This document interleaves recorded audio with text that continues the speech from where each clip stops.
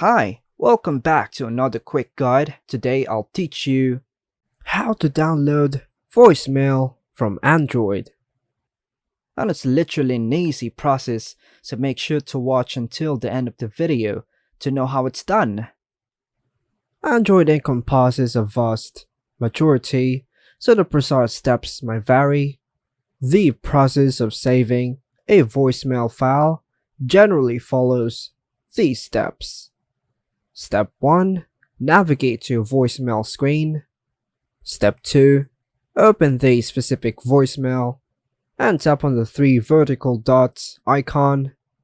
Step 3. Select the Save option.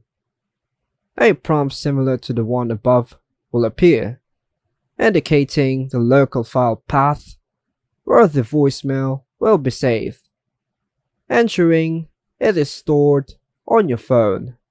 For enhanced security and backup, consider copying the voicemail file to an SD card or a cloud storage service like Dropbox or Google Drive. To do this, Step 1. Access the file location on your phone, which may involve navigating to My Files, Internal Storage, and then Visual Voicemail. Step 2. Press and hold your finger on the file to select it. Step 3. Tap Share in the bottom toolbar and a list of apps for sharing the file will appear. Step 4. Choose the preferred cloud storage app and follow the prompts to add the voicemail file. Alternatively, you can connect your phone to your PC and use Windows Explorer to browse to a specific location.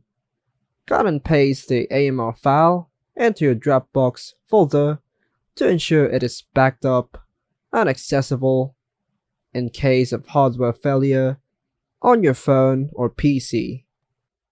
And that's all for now, folks. Hope you like and subscribe. Thank you.